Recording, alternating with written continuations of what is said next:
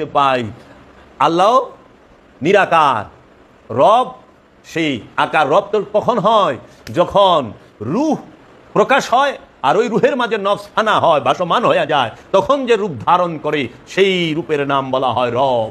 সেই রবের আকার আছে, সেই রবের হাত আছে, সেই রবের পা আছে, সেই রবের চেহারা আছে। তাই আল্লাহ বলছে ইয়াদুল্লাহ, আল্লাহর হাত। তাই বলছে তোমার রবের ইবাদত করো, তোমার রব আরশে সমাসীন হয়, তোমার রব রু নিক্ষেপ করে। আমরা যদি একটু খেয়াল করি আমরা দেখব নফস সে দেহের মধ্যে ভাসমান, এই দেহের অঙ্গ প্রত্যঙ্গের উপরে নফস ভাসমান, এই ভাসমান। আবার নফস তো নিরাকার, নফসকে কি করা যায়? দেখা যায়, পরিচয় পাওয়া যায়, কিন্তু ধরা যায় না, ছোঁয়া যায় না। এই জন্যই নফস রহস্য, নফসের পরিচয় জানার তাগিদ দেওয়া হয়েছে। আবার দেখেন আপনি শয়তান খান্নাস রূপে যে নফসের মধ্যে অবস্থান করে, তারও কোনো আকার আয়তন নাই, সেও তাকে ধরন যায় না। শয়তানের প্রবৃত্তির যে গুণগুলো, শয়তানের যে আচরণ, সেগুলো প্রকাশ পায় এই মানুষ নামক প্রাণীটার মধ্যে, জিনের মধ্যে এবং ইনসানের মধ্যে। তো এই শয়তানকেও আলাদাভাবে আপনি থাপাতা ধরবেন না, এই মানুষ রূপেই ধরতে হবে। তাহলে নফসকেও যদি আপনি ধরতে যান এই দেহই থাপাতা ধরতে হইব, আবার শয়তানকেও যদি ধরতে যান এই দেহই থাপা দিয়া ধরতে হবে। এই জন্য এই মানবরূপী দেহের মাঝে মানুষের নফসের সাথে শয়তান মিলা থাকার কারণে শয়তানের কর্মগুলো মানুষের মধ্যে ফুটে ওঠে। আবার এই মানুষ, এই নফস সে কি করে? জিহাদ করে। এই নফস যখন জিহাদ করে তখন সেই নফসটাকে বলা হয় নফসে লাওয়ামা। সূরা কিয়ামতের 2 নম্বর আয়াত, লা উকসিমু বিনফসি লাওয়ামা। আল্লাহ রাব্বুল আলামিন নফসে লাওয়ামার কসম খাইছে যে আমি নফসে লাওয়ামার কসম খাচ্ছি। এই বিশ্ব ব্রহ্মাণ্ডের স্রষ্টা, সেই বিশ্ব ব্রহ্মাণ্ডের এত বড় বড় সৃষ্টি, সমগ্র সৃষ্টি বাদে সে আইসা কি করলো? এই 600 কোটি মানুষের নফসের মধ্যে একটা স্তর, যেটাকে নফসে লাওয়ামা বলা হয়, সেই নফসে লাওয়ামার কসম খাইলো। কেন? সে সংগ্রামরত নফস, জিহাদরত নফস। তাহলে নফস জিহাদ করবে কার বিরুদ্ধে? নফস জিহাদ করবে খান্নাস রূপী শয়তানের বিরুদ্ধে, কামনার বিরুদ্ধে। নফস কি সে শহীদ হবে? না নফস শয়তানকে মুসলমান করবে, নফস কামনাকে মুসলমান করবে, খান্নাসকে মুসলমান করবে। আর নইলে খান্নাস রূপী শয়তান রে নফস জিহাদের মাধ্যমে, গুরুর ধ্যানের মাধ্যমে, আপন মুর্শিদের দায়মি সালাতের মাধ্যমে, যে কোরআনে বলছে দায়মি সালাতের কথা, সে দায়মি সালাত করে, দায়মি ইবাদত করে সে নফস থেকে খান্নাস রূপী শয়তানকে তাড়িয়ে দেবে। যখনই সে খান্নাস রূপী শয়তানকে দায়মি সালাতের মাধ্যমে, দায়মি হজ, কুরবানি, যাকাত, সিয়ামের মাধ্যমে তাড়িয়ে দিতে পারবে, সেই মুহূর্তেই এই পবিত্র নফসটা কি করে?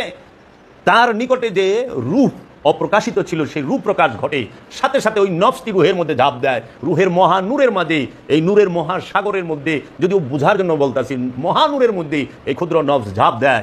ঝাঁপ দিয়া যখন দেখে, তাকায়, সে নফস আর নফসকে দেখতে পায় না, তখন সে তাকায় দেখে সর্বদিকেই রব বিদ্যমান এবং রব ভাসমান। তখন সে বইলা ভালায় আনাল হক, আমি সত্য, লাইসাফি জুব্বাতি সেবা আল্লাহ তাআলা, এই জুব্বার ভিতরে যা আছে সম্পূর্ণই আল্লাহ রাব্বুল আলামিন। আনা সুবহানি মা আজা মুশানি, আমি সুবহান, সব শান আমার। তখন এই রূহ তার জবান দিয়ে, নফসের জবান দিয়ে রূহ বলে বাশাকলে শাইকে দিদাম মুস্তাফারা, না দিদাম মুস্তাফারা বলকে খোদারা, আমি আমার মুর্শিদের রূপে মুস্তফাকে দেখেছি, আমি মুস্তফাকে দেখি নাই, ওইটাই আল্লাহ ছিল, আমি আল্লাহকেই দেখেছি। তাই তো আল্লাহ বলছে আইনামা তুয়াল্লু ফাসাম্মা ওয়াজহুল্লাহ, তুমি যেদিকে তাকাইবা আমি আল্লাহ ছাড়া দেখবা না। কখন? নফস যখন, প্রাণ যখন কামনা শূন্য হয়ে যায়, খান্নাস রূপী শয়তান মুক্ত হয়, তখন সে রুহের রবের মহান নূরের মাঝে ফানা এবং বাঁকা হয়ে যায়, তখন সে দেখতে পায়। তাই আমরা দেখতে পাই আল্লাহ নিরাকার, রব সেই আকার। রব তো কখন হয়? যখন রূহ প্রকাশ হয় আর ওই রূহের মাঝে নফস ফানা হয়, ভাসমান হয়ে যায়, তখন যে রূপ ধারণ করে সেই রূপের নাম বলা হয় রব। সেই রবের আকার আছে, সেই রবের হাত আছে, সেই রবের পা আছে, সেই রবের চেহারা আছে। তাই আল্লাহ বলছে ইয়াদুল্লাহ, আল্লাহর হাত। তাই বলছে তোমার রবের ইবাদত করো, তোমার রব আরশে সমাসীন হয়, তোমার রব রু নিক্ষেপ করে, তোমার রব হেদায়েত করে, তোমার রব রিজিক দেয়, তোমার রবের তরফ থেকে কোরআন নাজিল হয়, তোমার রবের তরফ থেকে কিতাব নাজিল হয়, তোমার রবের তরফ থেকে ফুরকান নাজিল হয়, তোমার রবের তরফ থেকে রসুল নাজিল হয়, তোমার রবের তরফ থেকে নবী আগমন করে, তোমার রবের তরফ থেকে রুহুল কুদ্দুস আসে, তোমার রবের তরফ হইতে রুহুল আমিন আসে, তোমার রবের তরফ হইতে জিব্রাইল আমিন আসে, আজরাইল আসে, ইসরাফিল আসে, মিকাইল আসে, ফেরেশতা মালাইকাতি সবাই আসে। কখন যেই রব সে যখন ফানা নফস বাঁকা হয়ে যায়। তাই আমার মুর্শিদ বাবা জাহাঙ্গীর বলেছেন, বাবা নফস সে যত স্তরে যাক, যত উঁচু স্তরে যাক, নফস নফসি রুহ রুই, নফস নফস রুহ রুই। সৃষ্টি কখনো স্রষ্টা হয় না, আর স্রষ্টা কখনো সৃষ্টি হয় না। সৃষ্টি স্রষ্টার সাথে মিলেমিশে একাকার হয়ে যায়। তখন সৃষ্টির সামনে যদি স্রষ্টা কথা বলে, তখন সৃষ্টি মনে করে হায় হায় এই সৃষ্টি তো শিরক করছে। যে এরকম মনসুর হাল্লাস তিনি আনাল হক বলেছিলেন, কিন্তু মনসুর বলে নাই, মনসুর বলে না, ওইটা আল্লাহ নিজে কইছে, রব নিজে কইছে, মনসুরের মুখ দিয়া কইছে, মনসুরের জবান দিয়া কইছে। তাই সৃষ্টির জবান দিয়া স্রষ্টা কথা বলে।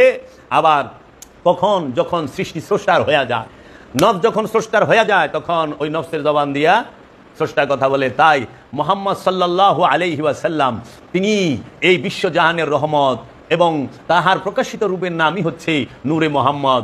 রবের প্রকাশিত বিকশিত নূরের নামই হচ্ছে নূরে মোহাম্মদ। তাই মোহাম্মদ যিনি, তিনি রব। এই মোহাম্মদের জবান দিয়াই, মোহাম্মদ সাল্লাল্লাহু আলাইহি সাল্লামের জবান দিয়ে কোরআন বের হয়, কিতাব বের হয়, ফুরকান বের হয়। জিন্দা এইটা কখনোই দেহ না, ওই বাতাস খাক বাত আগুন পানি মাটি বাতাস দিয়ে যে রক্ত মাংসের দেহ, ওইটা কখনোই নূর মোহাম্মদ না, ওইটা মানুষ মোহাম্মদ, দেহ মোহাম্মদ। কিন্তু দেহ মোহাম্মদের মধ্যে নূর মোহাম্মদ সাল্লাল্লাহু আলাইহি ওয়াসাল্লাম তিনি সর্বকালের সর্বসময়ে সে প্রকাশ এবং বিকাশ হচ্ছে, তিনি ছুটিয়া চলতেছেন সেই, আর তিনিই বলতেছেন সমস্ত কিছু। এর জন্য আল্লাহর হাবিব বলছেন, আউয়ালুনা মুহাম্মদ, আউসাতুনা মুহাম্মদ, আখেরুনা মুহাম্মদ, কুল্লানা মুহাম্মদ। আদি তো আমরা মোহাম্মদ ছিলাম, মধ্যতে আমরা মোহাম্মদ ছিলাম, শেষে আমরা মোহাম্মদ, সর্বকালে আমরা মোহাম্মদ। কেন? সর্বসময়ে সর্বকালে রুহের প্রকাশ বিকাশ ঘটিয়া চলিতেছে। কোথায়? পবিত্র নফসের উপরে, তাও পবিত্র নফস বলতে কোনো পশুর না, নফসের কি মানুষের, এই মানব দেহের মধ্যেই আল্লাহর প্রকাশ এবং বিকাশ ঘটে। মানব দেহ মন প্রাণের মধ্যেই আল্লাহর প্রকাশ বিকাশ ঘটে।